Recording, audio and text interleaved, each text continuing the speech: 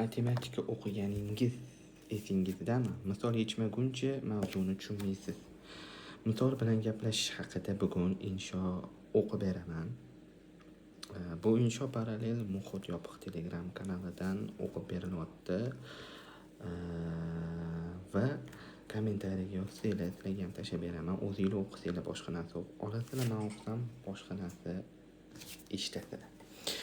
Bu faqat matematikada emas, hamma narsada misol kerak. Tushuntirish uchun, misol uchun, g'oyalarning o'zini tushunib bo'lmaydi, odam ongi misollarni qabul qiladi. Misol uchun, gravitatsiyani tushuntirish uchun koptokka tashlash kerak.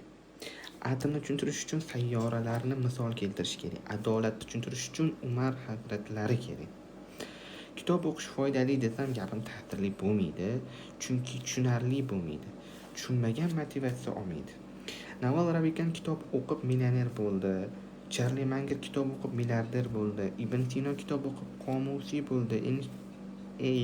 Einstein kitob o'qib olim bo'ldi.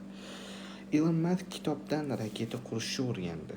Yoki raketa qurish uchun unga ilhom keldi. Ana endi foydali bo'ldi. Aniq misollar keltirdim.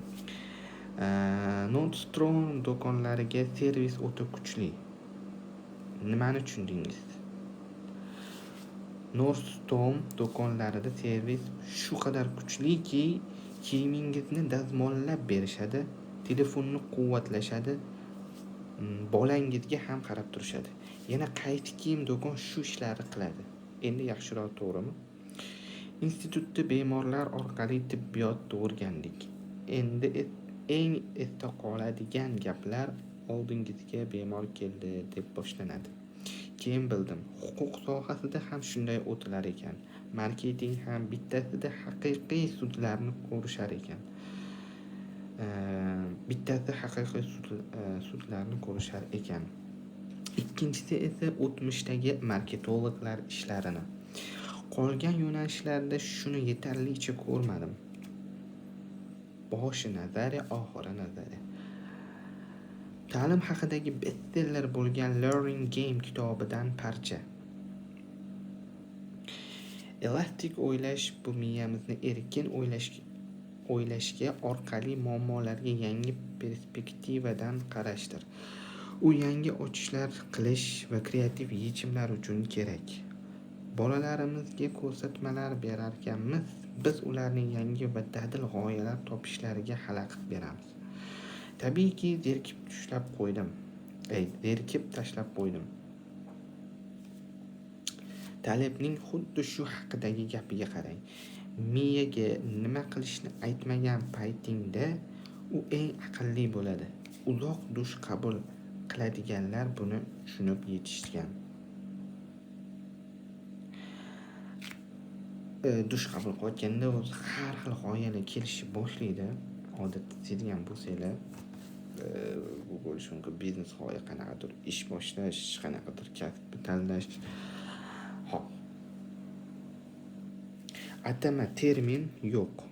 Ortiqcha so'zlar yo'q. Hammada uchraydigan misol bor. Inson miyasi shunday. Aniq misollar bilangina o'ylay oladi. Gapirilgan gap tasavvurga kelishi kerak. Misolsiz tasavvur hosil bo'lmaydi. Rozetkaga ulamasangiz lampa nega yonishi kerak? Buni bilishning nima foydasi bor? Foydaliroq mavzu yo'qmi deysiz? Shoshmay turing, tushuntirib beraman. Misol bilan bog'lash o'rganishda kerak bo'ladi.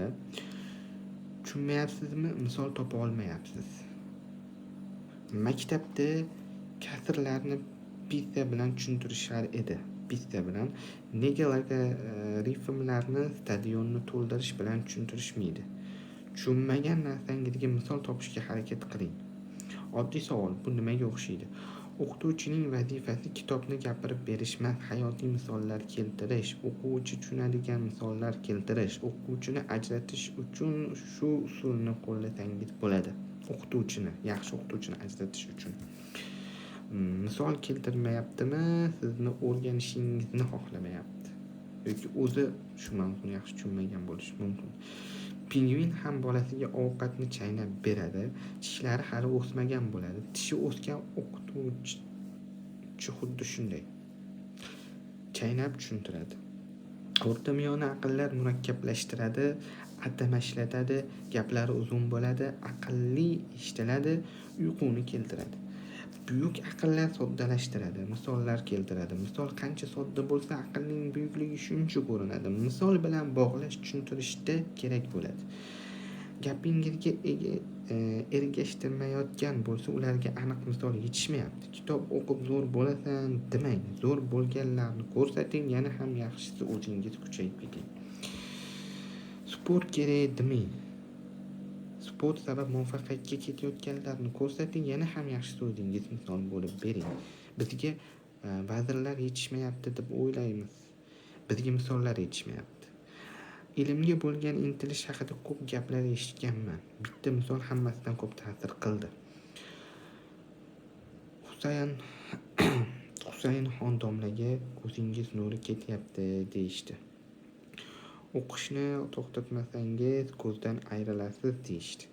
Ayrilsam ham mayli dedilar, to'xtatish yo'q dedilar.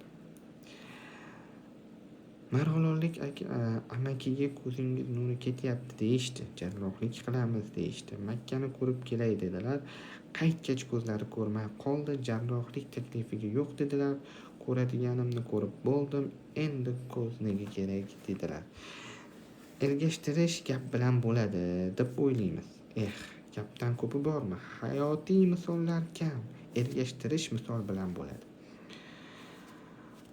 Atrofdan nima kutyapmiz? Shuning misoli bo'laylik bo'ldi. Shunda balki ko'p gapirishning ham hojati qolmas edi. Misol keltirish blog yurgizishdan kerak bo'ladi. Yurgizishda kerak bo'ladi. Hayotingizdagi voqeani yozasiz, o'qiladi, unutilib ketadi yoki olgan darsingizni yozasiz, yana bitta aqlli gap ekan, odamlar o'tkazib yuboradi. Ikkalovini barobar yozsak-chi? Baravar. Bo'lgan voqeani misol keltirsak, olgan darsimizni yozsak, ham o'zimiz o'rganardik, ham kuzatuvchilar o'rganardi.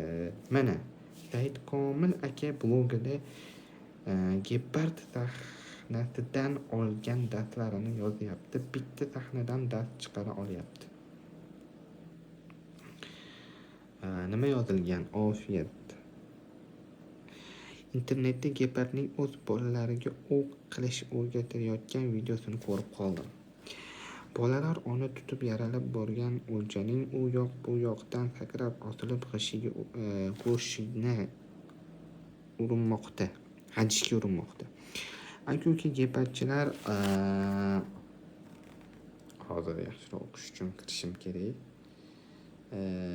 Aka-uka gepardchilar oldidagi o'ljadan mamnun, goh hazillashib, goh kuch sinashib, o'ljani qayta o'lash bilan band, beg'am, xursand hammasi. Ona gepard esa bolalariga hunar o'rgatish bilan bir vaqtda tergak, atrofga alanglab qaramoqda. Har qanday ovoz yoki harakatdan goh behalovat, xotirjam.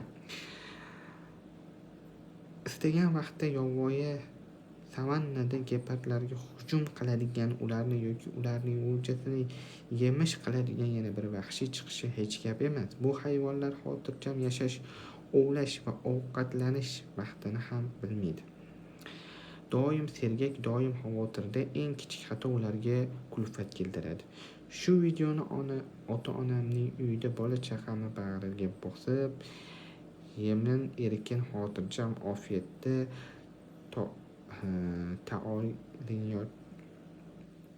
taoilanayotganimda ko'rib qoldim. Ichimdan nimadir o'tdi, peshonam yerga yiqilgisi keldi. Ofiyat eng ulkan baxt. Kimda ofiyat bo'lsa, qolgan muammolarning chorasini xotirjam topsa bo'ladi. Bu videodan keyingi video esa azodagi ona va uning bolalari haqida edi. Azadagi misol keltirish san'atlariga esa gap yo'q. Shu sababli balki postlari 20,000 barobar odam ko'ryapti. YouTube bo'yicha top ekspert Wono yozyapti. 10 yil avval men ayolimni konferensiyada ko'rib qoldim. qo'rqdim, baribir borib gaplashdim. Bu kichik jasoratsiz hayotim umuman boshqacha bo'lar edi. Hayotimdagi eng to'g'ri qarorim bo'ldi. Tasodiflar dunyosida har bir qaror katta ahamiyatga ega. O'xshash foizi katta bo'lsa, risk kichik bo'lsa, qarorning foydasini adekvat baholash qiyin. Jasorat qiling, o'zimdan qo'shdim.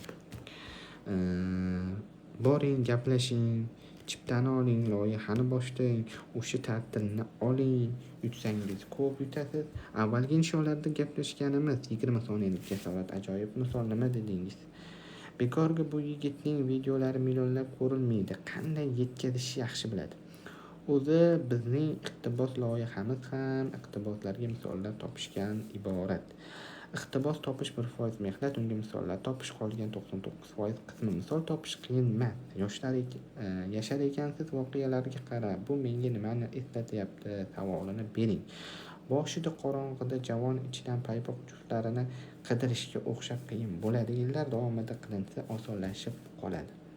O'zi aslida kundalik voqealardan dars chiqara olish va darslarni kundalik voqealarga bog'lash aqlning cho'qqisi emasmi? Navoiy va Rumiy ijodlari shundan iborat emasmi?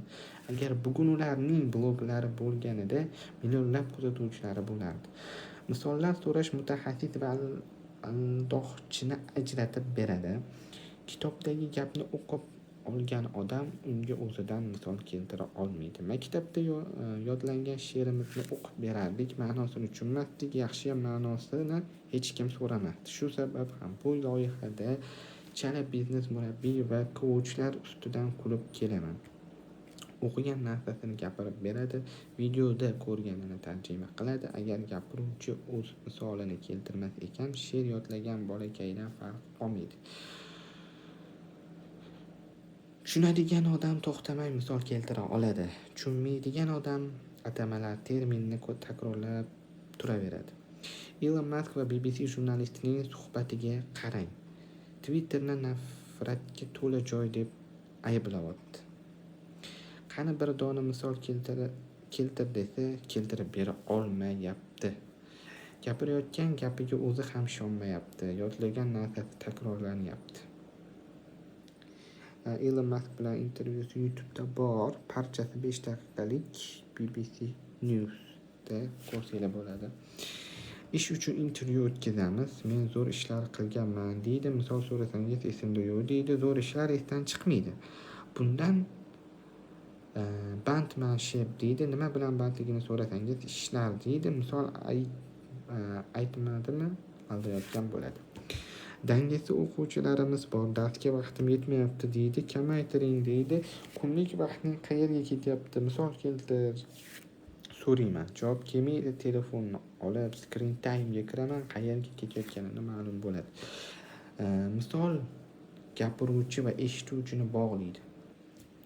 Oralarini ushlab turadi. Varakni ipi varak va qo'lni bog'lab turganidek. Misol tushunarsiz narsani tushunarli qiladi. Til bilmaydigan odamning Google tarjimoniga o'xshaydi.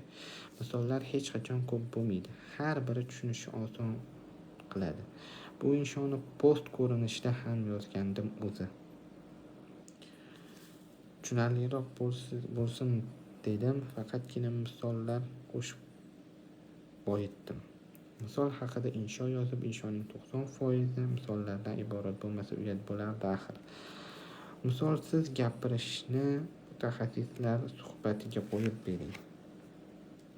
Zerikarli konferensiya va kitoblarga qo'yib bering. O'rganishni xohlamayotganlarga qo'yib bering. Qolgan hammamizga esa ko'proq misollar kerak. O'rganishimiz uchun ham biza misollar bilan o'rganishimiz osonlashadi. Shunda nimaga osonlashadi? Chunki tasavvur qila olamiz. Tasavvur qilgan narsamiz bizaga tez yodimizda qoladi. Oddiy misol mnemonikada ham tasavvur orqali raqamli narsalar eslab qoladi. Tushunmagan narsangizni tabiiyki tasavvur ham qila olmaysiz, tasavvuringizga ham keltira olmaysiz.